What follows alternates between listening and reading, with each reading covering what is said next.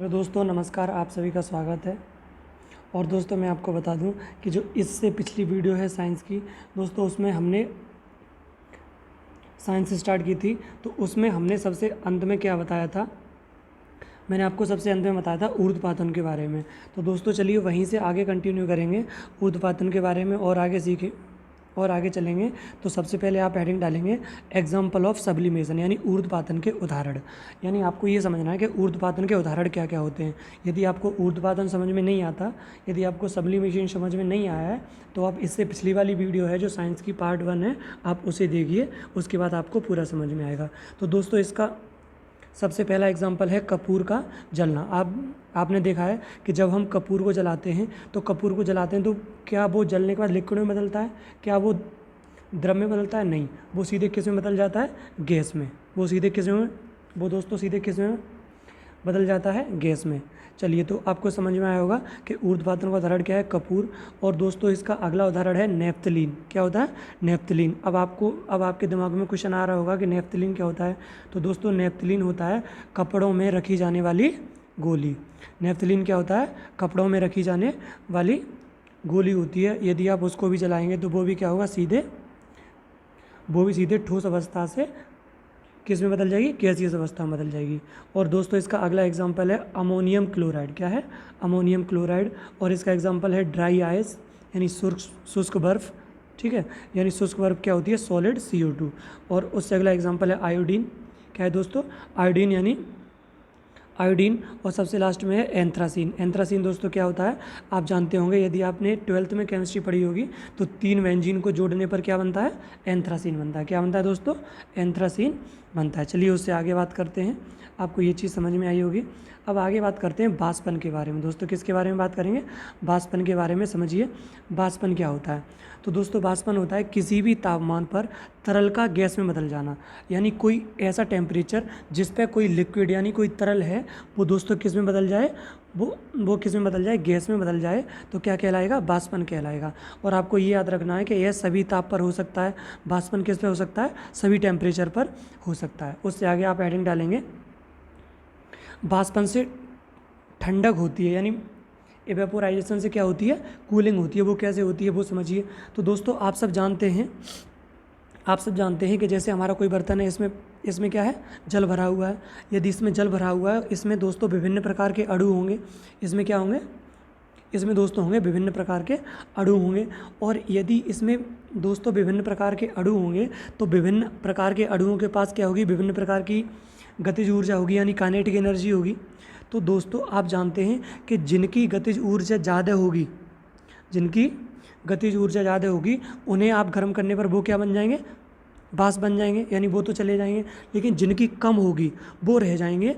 वो क्या हो जाएंगे? रह जाएंगे। तो उनकी वजह से क्या होगी? कूलिंग यानी ठंडक होगी।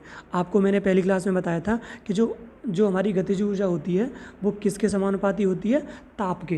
यानी गतिज ऊर्जा किसके समानुपाती होती है? ताप के। यानी काइनेटिक एनर्जी किसके समानुपाती होती है? टेम्परेचर के। तो दोस्तों आप सब जानते हैं कि वाष्पन से क्या होगी? कूलिंग होगी। तो आपको समझ में आएगा कैसे होगी, ये चीज़ मैंने बता दी। इसका एग्जाम्पल की बात करेंगे तो आप जानते हैं मरुस्थलीय कूलर होता है, वो भी इसी का उदाहरण है। और दूसरा आप समझेंगे दोस्तों पसीने के सूखने पर ठंडक लगना। आप जानते हैं पसीने के सूखने पर क्या लगता है? क्या होता है? ठंडक होती है। और आप जानते हैं घड़े का पानी ठंडा होना, तो ये भी किस प्रोसेस के द्वारा होता है? यानी घड़े का पानी ठंडा किस प्रोसेस के द्वारा होता है? यानी वाष्पन से कूलिंग होती है, उसके द्वारा होता है। तो आई होप दोस्तों आपको यहाँ तक समझ में आया होगा। चलिए आगे बात करते हैं। आगे दोस्तों बात करेंगे वाष्पन को प्रभावित करने वाले कारक, यानी वाष्पन को प्रभावित करने वाले कारक कौन कौन से हैं। तो दोस्तों इसका सबसे पहला कारक क्या है? तापमान। यानी तापमान वाष्पन को प्रभावित करेगा। अर्थात यदि हम तापमान बढ़ाएंगे तो हमारा वाष्पन भी ज़्यादा होगा। अर्थात कहने का मतलब ये है, जैसे कोई चीज़ आप गर्म कर रहे हैं पानी को, यदि आप उसके नीचे ज़्यादा ताप होगा तो उसका वाष्पन भी क्या होगा? ज़्यादा होगा। अगर उसके नीचे तापमान कम होगा तो उसका वाष्पन भी दोस्तों क्या होगा? कम होगा। अर्थात हम कह सकते हैं कि वाष्पन किसके समानुपाती होता है? ताप के। अर्थात इवेपोराइजेशन किसके प्रोपोर्शनल में होता है दोस्तों? टेम्परेचर के। तो आपको ये चीज़ समझ में आई होगी। चलिए दोस्तों इसका दूसरा फैक्टर है आर्द्रता। इसका दूसरा फैक्टर क्या है दोस्तों? आर्द्रता। आपको समझना है। अब सबसे पहले समझो आर्द्रता होती क्या है। तो आप जानते हैं कि जो वायु में नमी होती है, जो हवा में नमी होती है वो क्या होती है दोस्तों, आर्द्रता होती है। और आर्द्रता को नापते किससे हैं, तो वो नापते हैं हाइग्रोमीटर से। दोस्तों किससे नापते हैं, हाइग्रोमीटर से नापते हैं। तो आपको याद रखना है कि आर्द्रता जितनी ज़्यादा होगी और वाष्पन उतना ही क्या होगा, कम होगा। आर्द्रता यदि किसी में ज़्यादा होगी आर्द्रता तो उसका वाष्पन दोस्तों क्या होगा, कम होगा। ये दोनों एक दूसरे के क्या होते हैं, व्युत्क्रमानुपाती होते हैं। यानी वाष्पन, यानी हमारा जो वाष्पन है वो दोस्तों किसके व्युत्क्रमानुपाती होता है, आर्द्रता के, यानी ह्यूमिडिटी के व्युत्क्रमानुपाती होता है। आगे दोस्तों आप हेडिंग डालेंगे नंबर 3 पे। नंबर 3 समझेंगे दोस्तों। नंबर 3 है स्पीड ऑफ विंड, यानी पवन की चाल। यानी पवन की चाल का वाष्पन पर क्या प्रभाव पड़ता है, तो दोस्तों इसका भी सीधा सीधा प्रभाव पड़ता है कि पवन की चाल जितनी ज़्यादा होगी वाष्पन भी उतना क्या होगा, ज़्यादा होगा। यानी कहने का मतलब वाष्पन है जो हमारा दोस्तों वाष्पन है वो किसके समानुपाती है, पवन की चाल के समानुपाती है। जो हमारा वाष्पन होगा वो किसके समानुपाती होगा, पवन की चाल के। और अगला है दोस्तों सरफेस एरिया, यानी पृष्ठीय क्षेत्रफल। क्या होता है, पृष्ठीय क्षेत्रफल। क्या होता है दोस्तों, पृष्ठीय क्षेत्रफल। आगे आप समझेंगे पृष्ठीय क्षेत्रफल क्या होता है दोस्तों। तो आप जानते हैं कि जैसे ये 2 बर्तन हैं, ये क्या है दोस्तों, दो बर्तन है दोस्तों, इसमें भी पानी है और इसमें भी पानी है। तो आप जानते हैं इसका पृष्ठीय क्षेत्रफल कम है, इसका ज़्यादा है। तो आप इसे हीट करेंगे तो ये दोस्तों क्या होगा, देर में वाष्प में बदलेगा, लेकिन ये यहाँ पे वाष्पन क्या होगा, ज़्यादा होगा। तो अर्थात हम सीधा सीधा कह सकते हैं कि जो हमारा वाष्पन होता है वो सीधा किसके समानुपाती होता है, सरफेस एरिया के, यानी पृष्ठीय क्षेत्रफल के सीधा क्या होता है, समानुपाती होता है। चलिए दोस्तों आपको यहाँ तक की बात समझ में आई होगी। आगे बात करते हैं। आगे दोस्तों बात करेंगे बॉइलिंग पॉइंट यानी क्वथनांक के बारे में। किसके बारे में बात करेंगे, क्वथनांक के बारे में। तो समझिए दोस्तों क्वथनांक क्या होता है, वह ताप, आप हेडिंग डाल लेंगे उसके बाद लिखेंगे, वह ताप जिस पर किसी पदार्थ का वाष्प दाब वायुमंडलीय दाब के बराबर होता है, क्या कहलाता है, क्वथनांक कहलाता है। अर्थात समझिए दोस्तों, वह ताप जिस पर किसी पदार्थ का वाष्प दाब किसके बराबर होता है, वायुमंडलीय दाब के बराबर होता है, तो वो दोस्तों क्या कहलाएगा, उसका वो उसका क्या कहलाएगा, क्वथनांक कहलाएगा। जैसे ये हमारा बर्तन है, ये बर्तन बंद है, इसमें पानी भरा हुआ है। यदि दोस्तों आप इसे हीट करेंगे, इसे यदि आप गर्म करेंगे तो दोस्तों इसमें क्या होगा, इसमें दोस्तों जो इसमें पानी भरा हुआ है इसका वाष्प दाब बनेगा अंदर, और ये अंदर वाला वाष्प दाब इतना हो जाए कि जो बाहर क्या होता है दोस्तों, ये जो अंदर वाला वाष्प दाब इतना हो जाए कि जो बाहर वायुमंडलीय दाब होता है उसके बराबर हो जाए, तो हम इसे क्या बोलेंगे, क्वथनांक बोलेंगे। दोस्तों क्या बोलेंगे उसे, हम क्वथनांक बोलेंगे। क्या बोलेंगे, क्वथनांक। अर्थात हम कह सकते हैं कि जो हमारा क्वथनांक होता है वो किसके बराबर होता है, वायुमंडलीय दाब के बराबर होता है। जो हमारा क्वथनांक होता है वो दोस्तों किसके बराबर होता है, वायुमंडलीय दाब के, यानी एटमॉस्फेरिक प्रेशर। इसका मतलब क्या हो गया, वायुमंडलीय दाब, वायुमंडलीय दाब हो जाएगा। ठीक है दोस्तों, तो मुझे उम्मीद है कि आपको समझ में आया होगा।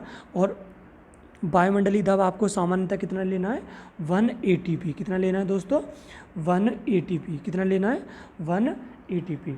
चलिए आगे बढ़ते हैं। आगे आप हेडिंग डालेंगे मेल्टिंग पॉइंट यानी गलनांक। आप समझिए दोस्तों मेल्टिंग पॉइंट क्या होता है। तो मेल्टिंग पॉइंट होता है दोस्तों वह तापमान जिस पर ठोस अवस्था का वाष्प दाब द्रव अवस्था के वाष्प दाब के क्या होता है, बराबर होता है। यानी वह तापमान, वह टेम्परेचर जिस पर ठोस अवस्था का वाष्प दाब द्रव अवस्था के वाष्प दाब के बराबर होता है। अर्थात कहने का मतलब ये है कि सॉलिड स्टेट का जो हमारा सॉलिड स्टेट का वाष्प दाब होगा दोस्तों वेपर प्रेस, यानी अर्थात हम ये कह सकते हैं कि वह ताप जिस पर ठोस अवस्था का वाष्प दाब द्रव अवस्था के वाष्प दाब के बराबर होता है, तो वो हमारा क्या कहलाएगा, गलनांक कहलाएगा। क्या कहलाएगा, गलनांक कहलाएगा। इसमें दोस्तों आपको एक चीज़ समझनी है कि जो हमारा क्वथनांक और गलनांक पर तापमान में कोई परिवर्तन नहीं होगा। यानी अर्थात कहने का मतलब ये है कि जो टेम्परेचर क्वथनांक पे होगा वही टेम्परेचर किस पे होगा, गलनांक पे होगा। अर्थात इनमें क्या होगा, कोई भी परिवर्तन नहीं होगा। आपको एक चीज़ और समझनी है दोस्तों, जैसे ये हमारा कोई बर्तन है, इसमें क्या भरा हुआ है, जल। क्या भरा हुआ है, जल। तो दोस्तों यदि इसका क्वथनांक 100 सेंटीग्रेड यानी 100 डिग्री सेल्सियस है, यदि इसका तापमान 100 डिग्री सेल्सियस है तो ताप बढ़ाने पर दोस्तों इसका क्वथनांक क्या रहेगा, 100 डिग्री सेल्सियस ही रहेगा। इसका ताप आप इसका ताप कितना भी बढ़ा दीजिए लेकिन इसका क्वथनांक कितना रहेगा, 100 डिग्री सेल्सियस ही रहेगा।